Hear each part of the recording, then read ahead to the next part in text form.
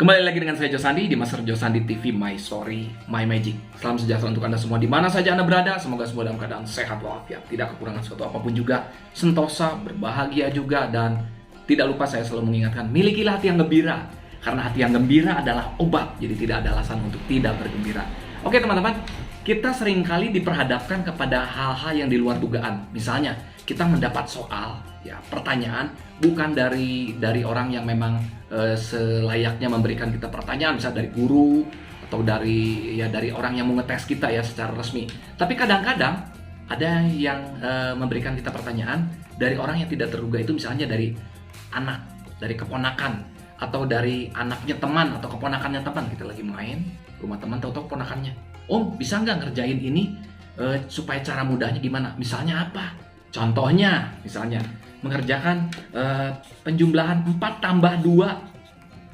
Tapi cara yang gampangnya gimana? Oh, 4 tambah 2. Waduh, cara gampang ya tinggal ditambahkan kan, pakai benda apapun, misalnya 4 terus tambah 2 dihitung jadi berapa? Jadi 6. Nah, kalau misalnya tidak ada benda yang lainnya, tidak ada materi atau tidak ada objek yang lain yang dipakai untuk peragaan, kita biasanya menggunakan apa?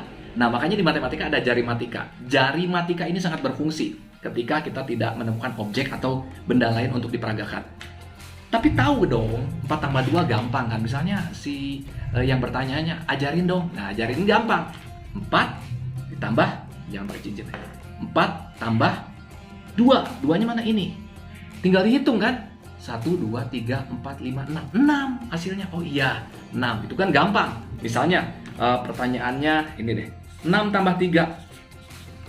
6 tambah 3 berapa, Ini lebih susah lagi. 6 tambah 3. Ini kan jarinya harus lebih banyak nih. 1, 2, 3, 4, 5, 6. Nah, ditambah 3. 3-nya tambahin lagi 3 nih. 1, 2, 3. Nah, udah kan selesai ini. Tinggal dihitung berapa? 1, 2, 3, 4, 5, 6, 7, 8, 9. 9. Mudah. Kalau penjumlahan seperti ini mudah. Biasanya yang susah itu misalnya pengurangan. Nah, pengurangan nih mulai repot nih. Pengurangan misalnya contoh 9 kurangi 5. Nah, kan mulai 9 kurangi 5. 9-nya seperti apa? 9-nya seperti ini. Ya, kita mempraktekannya. Ini 9 nih, jari yang berdiri ini 9. Ini jangan dihitung nih.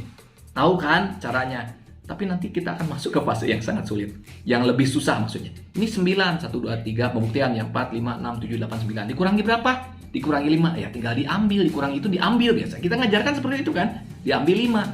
Gimana diambilnya? Tinggal ditutup saja jarinya. 1, 2, 3, 4, 5. Nah, yang tersisa ada berapa yang berdiri? 4. Atau tinggal dihitung, yang berdirinya tinggal dihitung.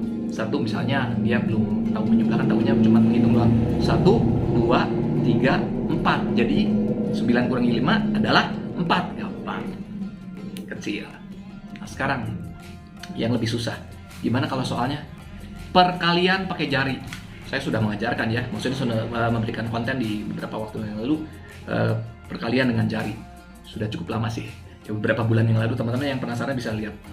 Nah, misalnya contoh, misalnya 7 kali 8. Dikasih soalnya nih, 7 dikali 8. Berapa nih? Repot nggak? 7 kali 8. Cara ngajarin anak ya yang masih belajar berhitung pakai jari, tapi yang dihitungnya perkalian seperti ini. Nah, caranya kan saya sudah mengajarkan. Anggap ini 6, 7, 8, 9, 10 ya. 6, 7, 8, 9, 10. Nah, kalau 7 adalah 7 seperti ini. Dikali 8 berarti 6, 7, 8. Ya kan? Seperti ini kan? Ini 6, 7. Jari yang satunya 6, 7, 8. 6, 7, 8 berarti 7 kali 8. Yang berdiri ditambahkan. Yang tidak berdiri, maksudnya ini yang tertekuk ini, dikalikan. Jadi yang berdiri berapa ditambahkan nih? 1, 2, 3, 4, 5. 5, oke. Hasilnya ada 5. Nah, sekarang yang tidak berdiri, ya maksudnya ini nih, yang tidur, kita bilang aja yang tidur ya, dikalikan. Ini berapa? 3 kan? 1, 2, 3. Ya, 3 dikali berapa? Kali 2. 3 kali 2? 5 kali 2, 6. Jadi hasilnya adalah 5, 6. 56. Gampang. Atau 7 kali 7. Sama aja. Ini 7, ini 7. Yang berdiri, jari yang berdiri ditambahkan, yang tidak berdiri dikalikan. Ditambahkan berapa nih? 1, 2, 3, 4. 4. Yang tidak berdiri 3 dan 3 dikalikan. 3 kali 3, 9. Jadi 4, 9. 49. 7 kali 7 sama dengan 49. Gampang. Simple. Ini dia yang jadi permasalahan. Gimana kalau pembagian? Nah, ini dia. Mulai pusing kan pembagian pakai jari. Jarang-jarang. Makanya saya akan membawakan kepada teman-teman semuanya bagaimana cara efektif mengajarkan anak, keponakan, adik, atau siapapun juga, atau keluarga yang masih belajar berhitung, pembagian dengan jari. Oke, ini banyak levelnya sih. Ada beberapa level yang paling mudah dulu aja ya. Untuk di episode kali ini, untuk di konten kali ini yang paling mudah itu pembagian 5. Kita lakukan pembagian apapun berapapun angkanya, misalnya di sini ya berapa puluh, tinggal dibagi 5. Maksudnya pembaginya 5. Oke. Level sekarang atau tahap sekarang adalah pembagian, menghitung pembagian 5 dengan jari. Ini dia. Kita mulai ya. Pembagian 5. Oke, kita contohkan seperti ini. Jari ada 10 ya, seperti ini. Nah, setiap jarinya kita beri nilai 5 value ya. Nilainya 5. Jadi kalau ini 5, berarti yang satunya ditambah yang satu 10. Tambah yang satu lagi 15, 20, 25, 30, 35, 40, 45, dan ini 50. Oke, kita pakai batasnya maksimal 50 dulu ya. Pembagian angka 50 dengan 5. Maksimal 50 dibagi 5. Oke, kita mulai. Contohnya teman-teman. Ini unik sekali nih. Misalnya, ingat ya, satu jari nilainya 5. Misalnya berapa soalnya? Contohnya aja. Misalnya 45 dibagi 5, kan namanya juga pembagian 5. 45 dibagi 5 berapa? Ya udah. Kita hitung. Tutup dulu jarinya. 45 berarti berapa jarinya?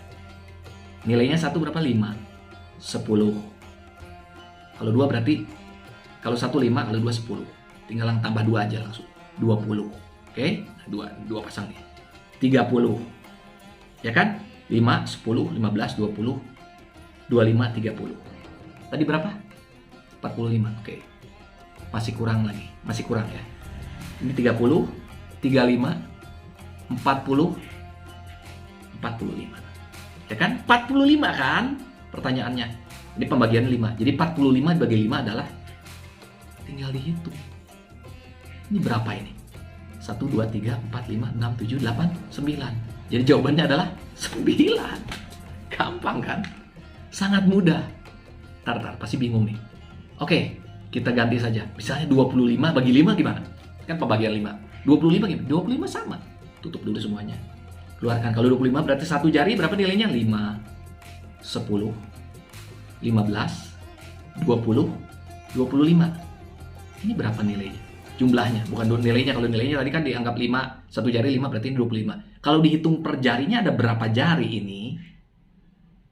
Ada 5 jari, betul. Jadi 25 dibagi 5 adalah 5. Ngerti? Oke, satu kali lagi nih, biar paham. Misalnya, langsung aja deh. 50 dibagi 5 berapa? Udah. Kalau 50 bagi 5, berapa? 50, ya udah, satu jari kan nilainya 5. 5, 10, 20, kalau 2 jadi 10 kan, 30, ulangi ya, 10, 20, 30, 40, 45, 50, nggak ada yang tersisa. Berarti 50 dibagi 5 adalah berapa nih? Ini berapa nih? Jangan bilang 50 ya, maksudnya arti dalam jari, secara jarinya bukan tanpa nilai ya, maksudnya secara dihitung jarinya ada berapa? 10, betul sekali. Jadi 50 dibagi 5 adalah 10. Gitu cara menghitungnya. Beri nilai setiap jari 5 sampai ke jumlah yang akan dibagi oleh 5 tersebut.